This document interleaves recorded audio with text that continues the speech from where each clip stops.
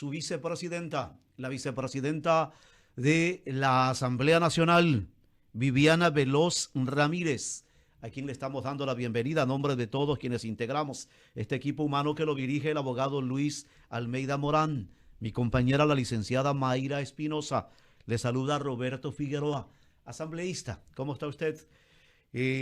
Hoy es un tiempo, indudablemente, que hay y habrá puesta la atención en la agenda legislativa. Estoy mirando que en estos días les toca bailar con la que en realidad mueve la economía. Es tiempo, ¿no? Esto es lo que hay, esa es lo vital, lo gravitante, lo útil y vital de una función como la función legislativa.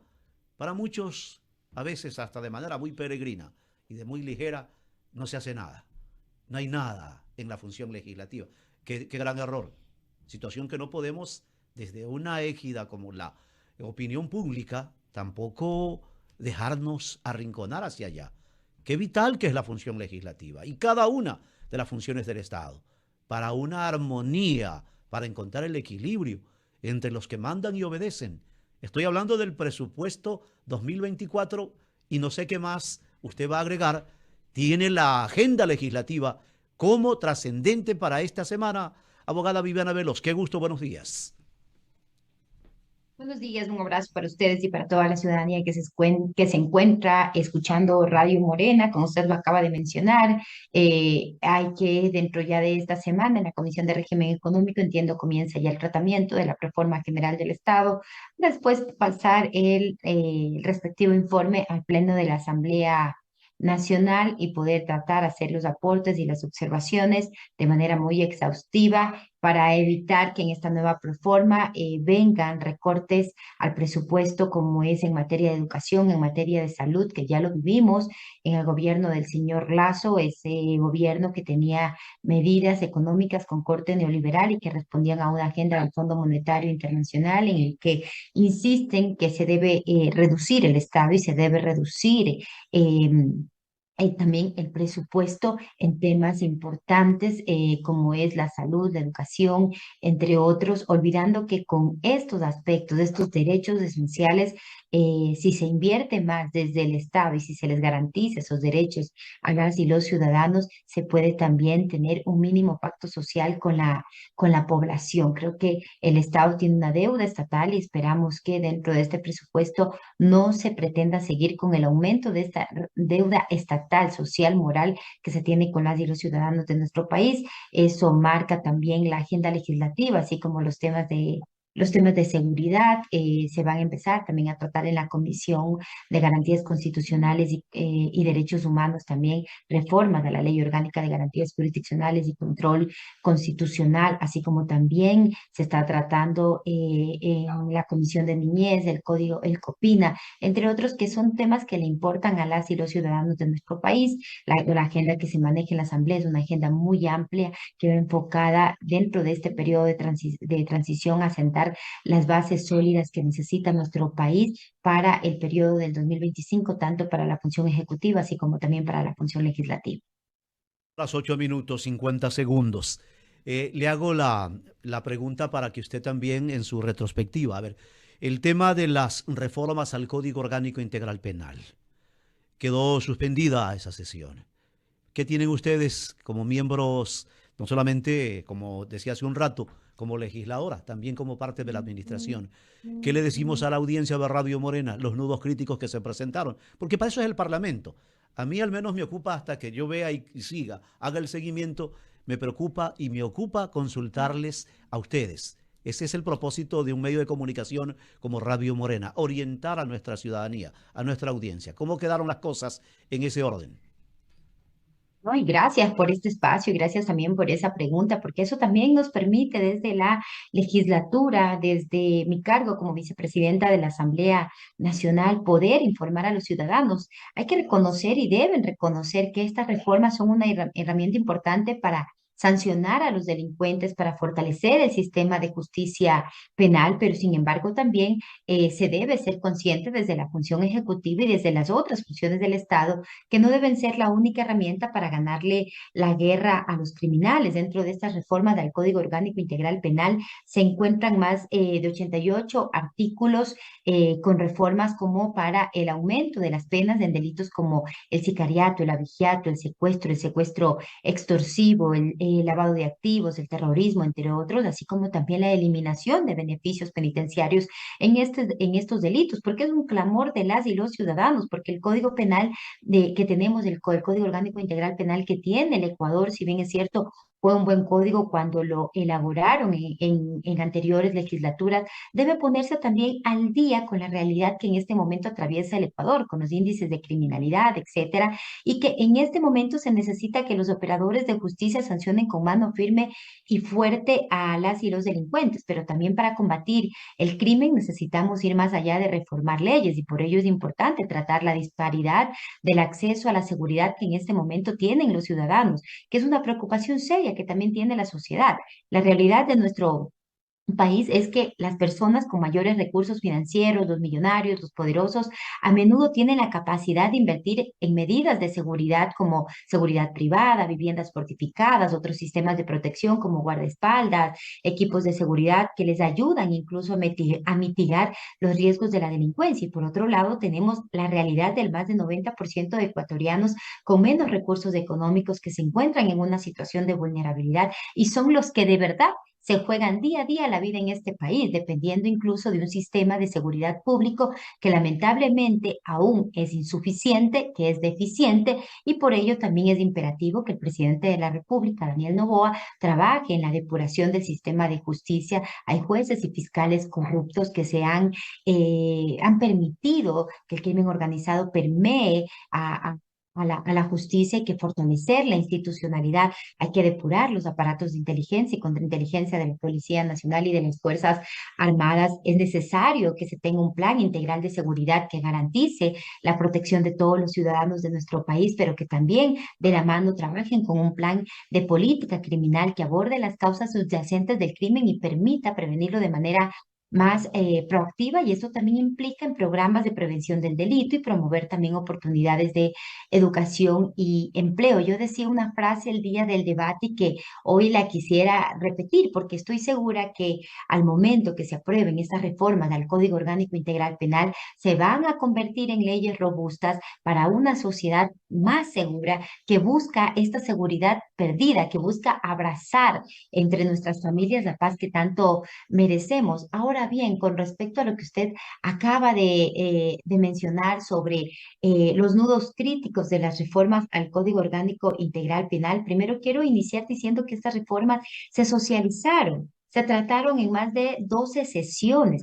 se recibieron las comparecencias de representantes de la Corte Nacional de Justicia, del Consejo de la Judicatura, de la Fiscalía General del Estado, de la Defensoría Pública, de la Defensoría del Pueblo, jueces de menores infractores, representantes de la UNICEF. Se recibieron observaciones también de varios asambleístas que no son de la mesa legislativa de la Comisión de Justicia, pero que sin embargo también tenían interés de poder también estar trabajando de cerca estas reformas, así como también la comparecencia de expertos académicos en materia penal, en materia constitucional, que enriquecieron, que nutrieron aún más el debate. Ahora, los nudos críticos que saltaron a la vista es el artículo que busca reformar el 568 del Código Orgánico Integral Penal, que se aprobó, y eso también quiero recalcar antes de entrar a los nudos críticos. Estas reformas, este proyecto de reforma se aprobó con 10 votos por unanimidad, no solamente con los votos de la Revolución Ciudadana, se aprobó con el voto de la vicepresidenta de la comisión, que es de la bancada oficialista de ADN, María Fernanda Araujo, se aprobó con el voto del Partido Social, 2 votos del Partido Social Cristiano, con un voto de gente del partido o del movimiento Gente Buena, así como también de un voto del sector de independientes, y que este proyecto de reforma fue notificado con 24 horas horas de anticipación antes de la convocatoria, como establece la Ley Orgánica de la Función Legislativa, que previo a la sesión se notifica con el borrador de informe y por lo tanto los asambleístas de forma responsable tenían la obligación de revisar, de leer el informe previo al debate y a la aprobación. Además que se hizo también mesas de socialización y de trabajo con todos los asesores de la comisión y los asesores también de las y los legisladores. Entonces, eso es importante que quede claro dentro del debate público, dentro del conocimiento de los ciudadanos. Ahora bien, entrando en materia sobre los nudos críticos, la comisión aprobó, como decía, por unanimidad, y es decir, que todos expresaron el apoyo a las reformas de cada uno de los 87 artículos, sin cuestionamiento, sin inconformidad alguna previo al debate. Y en relación surgida en torno al mencionado artículo que incluye que incluye una nueva causal al recurso de revisión, cabe rechazar enfáticamente los señalamientos con respecto a lo que se ha redactado a la medida para favorecer a un actor político. No tiene sentido afirmar ello porque eso es totalmente falso. Ahora, el segundo nudo crítico en el que se propone excluir de esta reserva a entidades como el Consejo de la Judicatura, Contraloría General del Estado, la Defensoría del Pueblo y la Asamblea Nacional, las cuales ejercen control político, jurídico o administrativo cuando soliciten información de casos o hechos que se encuentran en investigación previa.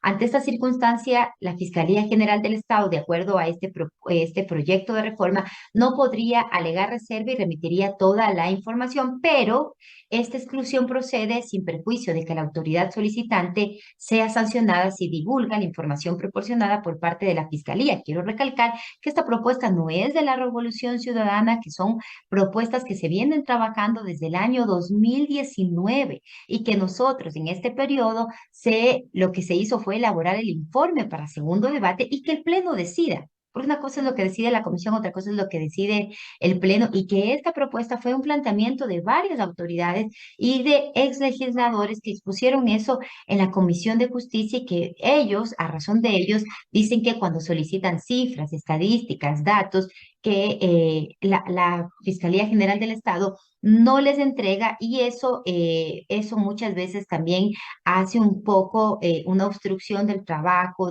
a decir, de la Contraloría, de la Judicatura, de la Asamblea, etcétera, cuando la Fiscalía no les entrega la mencionada información.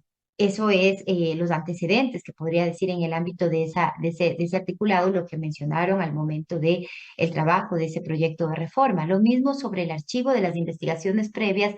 Las reformas proponen que cuando hayan transcurrido los plazos que ya están señalados en el Código Orgánico Integral Penal vigente para archivar las investigaciones que no cuentan con los elementos necesarios para formular cargos, el fiscal en el plazo de 10 días de manera obligatoria debe solicitarle al juez el archivo del caso con el que se cierra la investigación. Ojo, dentro del plazo que establece la ley, porque muchas veces, y sucede en el día a día, hay investigaciones que están abiertas por han transcurrido más del tiempo que establece el COIP y llevan más de 5 o 6 años abiertas esas investigaciones y por parte de Fiscalía no se cierra y no se le solicita al juez el archivo y por lo tanto lo que busca este proyecto de reforma es que cuando hayan transcurrido los tiempos en un plazo de 10 días se le solicite a través de la Fiscalía al juez el archivo de la misma. Y en el caso de que la Fiscalía General del Estado no solicite el archivo de la investigación previa, a pesar de haber transcurrido los plazos, lo va a poder solicitar el investigado directamente al juez de garantías penales. También le permite esta garantía a la persona que está siendo investigada. Si no lo hace la Fiscalía, lo puede hacer la persona que está sujeta de esa investigación, tanto en cuanto no existan los elementos de convicción necesarios para poder transcurrir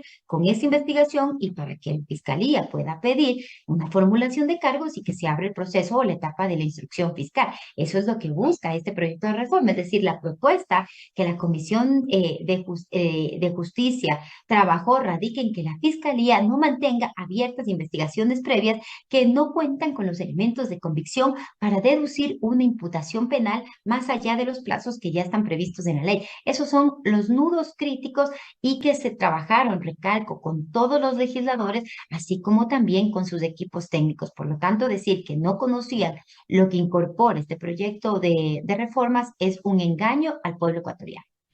7 de la mañana con 19 minutos, abogada Viviana Veloz, vicepresidenta de la Asamblea Nacional. Usted ha puesto en la escena los ejes que se discute en la reforma al Código Orgánico Integral Penal, varias reformas que se plantean, y allí también está inmiscuida la Fiscalía General del Estado y su representante, la representante de la institución, la fiscal Diana Salazar, también ha salido ya a reaccionar respecto de estas reformas. Ella ha calificado como un mamotreto la discusión que se lleva en la Asamblea sobre las reformas al COIP y plantea que, entre otras cosas, este proyecto de reformas favorece o le beneficia a quienes están procesados y enjuiciados en el caso sobornos, y ha dicho frontalmente el nombre del expresidente de la República, Rafael Correa Delgado. ¿Qué criterio le merece esto, toda vez que hay opiniones en favor, opiniones en contra? Se ha puesto en el seno del debate de la Asamblea Nacional, pero también a nivel del país, varios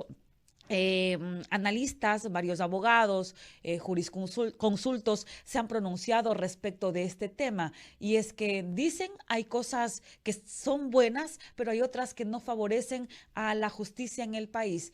¿Qué opina usted de lo que ha dicho la fiscal? Bueno, primero creo que se necesita un debate con responsabilidad, porque no se está reformando cualquier ley, se está reformando el Código Orgánico Integral Penal, que es un pedido de las y los ciudadanos de este país, que no es un invento de la Comisión de Justicia. Incluso si recorremos los barrios, con lo que hablaba, los barrios más pobres de nuestro país, a ese 90% que accede a un sistema de seguridad público deficiente, ineficiente, que no tiene las mismas condiciones económicas para poder contratar seguridad privada, guardaespaldas y poder proteger la vida de ellos y de sus hijos. Para ellos sí es necesario estas reformas del COIP porque ellos ven con mucha esperanza que se entreguen estas herramientas para que los administradores de justicia puedan sancionar sin venderse a la delincuencia, con mano firme y fuerte, a aquellos que nos han arrebatado la paz y someterlos a penas más fuertes, pero también someterlos a la eliminación de beneficios penitenciarios como la suspensión condicional de la pena, como el régimen semiabierto, entre otros beneficios que tienen los privados de la libertad. Por lo tanto, sí me parece procaz las afirmaciones de la Fiscalía General del Estado, en este ámbito de la señora Fiscal General Diana Salazar, así como también las afirmaciones de la bancada Construye, que han afirmado que estas reformas que tramitó la comisión fomentan la impunidad y pretenden exculpar al expresidente Rafael Correa. ¿Cómo puede fomentar la impunidad unas reformas en las que se busca aumentar la sanción de las penas, de las penas en los delitos vigentes en el Código Orgánico Integral Penal? ¿Cómo pueden señalar tremenda falacia? Primero porque, como lo decía, la comisión no solo está integrada por la Revolución Ciudadana, se encuentra integrada por asambleístas de diversas fuerzas políticas. Es decir, que conocían la reforma del COIP porque se trabajó en conjunto. Ahora, decir y desconocer lo que dice, lo que dice nuestra Constitución, desconocer incluso la legislación comparada, porque incluso cuando se, cuando se tratan o se trabajan reformas, uno también acude a la doctrina, a la legislación comparada para poder nutrirse, para poder profundizar los conocimientos. Incluso varios juristas que son opositores a la Revolución Ciudadana han dicho que sí, que se merece un debate más amplio, la incorporación de esta nueva causal al artículo 658 del Código Orgánico Integral Penal, porque no es un invento de esta legislatura. Cuando se añade esta nueva causal y parece que desconocen esto por parte de la Fiscalía General del Estado y parece que desconocen esto por parte de la bancada Construye, esta causal responde a estándares internacionales establecidos en diversas sentencias de la Corte Interamericana de Derechos Humanos respecto a la decisión de procesos judiciales y de cosa juzgada fraudulenta, como en los casos Maldonado versus Chile, Mohamed versus Argentina, Barrayí versus Argentina, Tristán Donoso versus Panamá. Principalmente lo que determina en nuestra Constitución en los artículos 417 y 425 respecto del bloque de constitucionalidad y el señalamiento de los instrumentos internacionales de derechos humanos que son de directa e inmediata aplicación, con leyes que permitan que se investiguen y sancionen. Entonces, ¿qué es lo que dice? La Constitución también, hay que enfatizar, reconoce el bloque de constitucionalidad integrado por tratados y otros instrumentos de derechos humanos. Solo hay que abrir la Constitución y ver que reconoce la Constitución. Estos tratados de derechos humanos y otros instrumentos, de acuerdo al 417 y al 425 de la Constitución. ¿Y eso qué significa? Que la Constitución no jerarquiza entre sentencias e informes de esos organismos como quieren confundir algunos analistas políticos, como se quiere confundir por parte de la bancada Construye, como quieren confundir por parte de la Fiscalía General del Estado. Incluso también ahí yo quiero ser empática, que no cambie las reglas del procedimiento. La nueva causal no cambia las reglas del procedimiento establecidas en el artículo 659 y siguientes para el momento de presentar un recurso de revisión que tiene que pasar incluso por la fase de admisibilidad. ¿Y en dónde va a recaer? Corte Nacional de Justicia, ese recurso de revisión. No es que se modifica la causal y hoy se modifica entre el registro oficial y mañana se declara inocente a una persona. De ninguna manera. Se presenta, pasa por las fases que determina el 659 del COID y son los jueces de la Corte Nacional de Justicia, y perdónenme que insista en esto porque debe quedar total claridad, en los que queda la potestad jurisdiccional mediante sentencia debidamente motivada decidir si cabe o no el mencionado recurso de revisión. Y dicho sea de paso, en jueces de la Corte Nacional de Justicia, en los que al menos nosotros, en los que al menos yo no creo y no confío.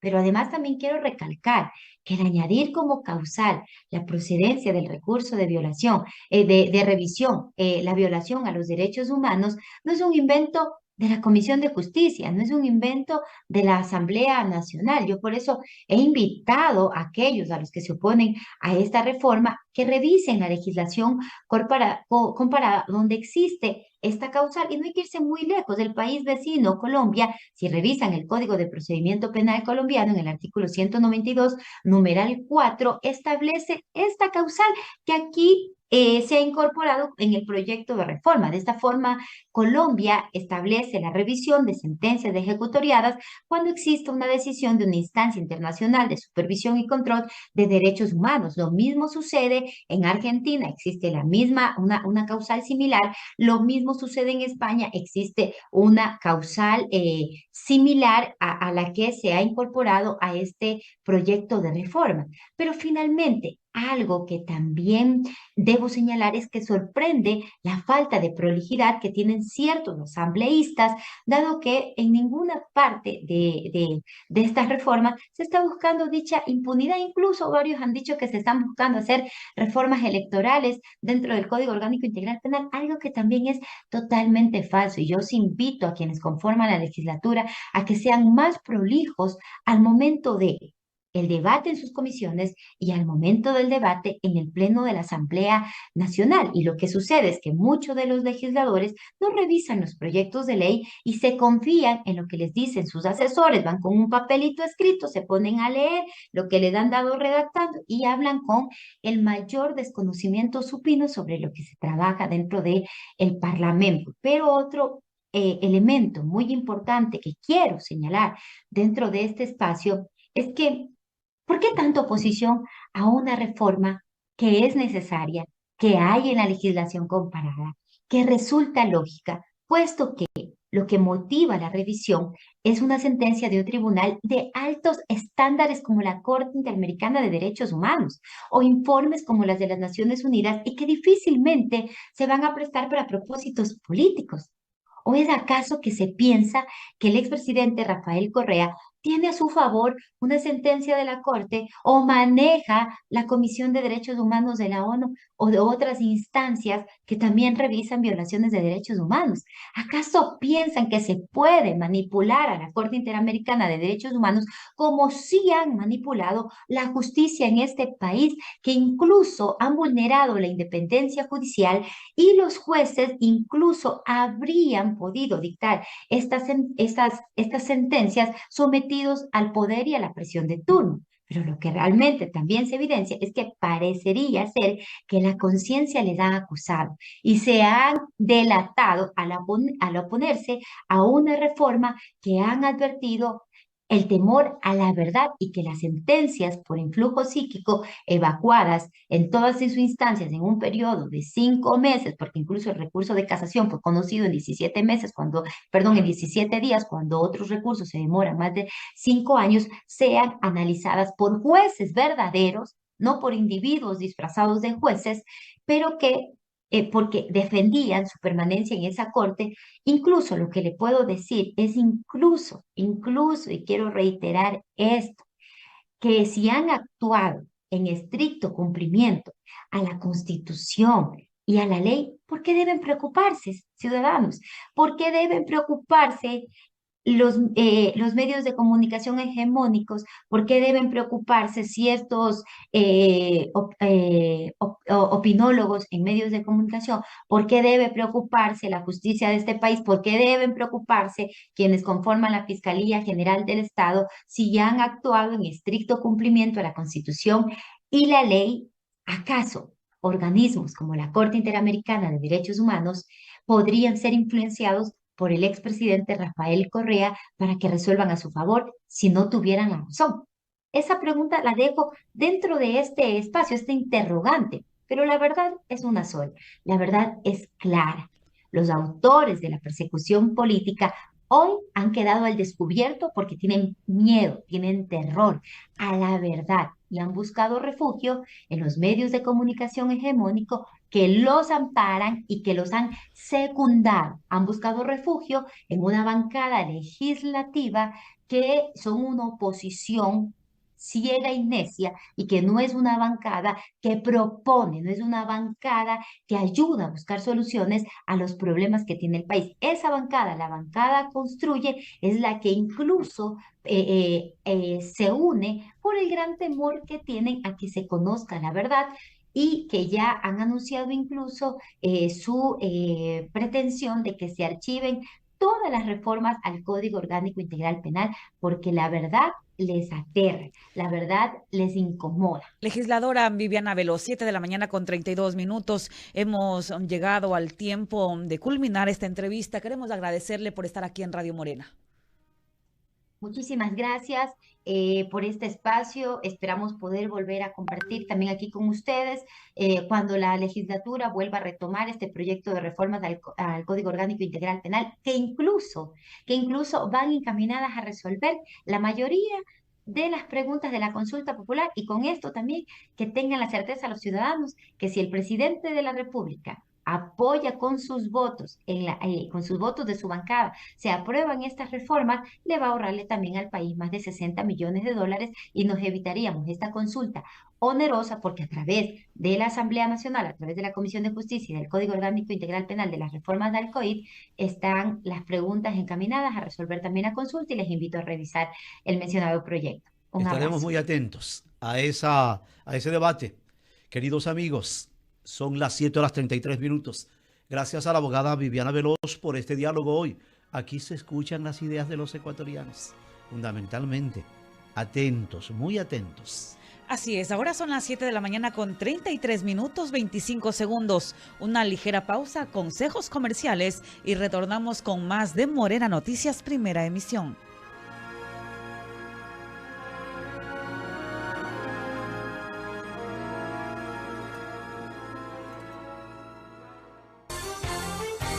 El siguiente es un espacio publicitario clasificación P, apto para todo público. Amor, ¿dónde están las maletas de viaje? Se las presté a mi mamá.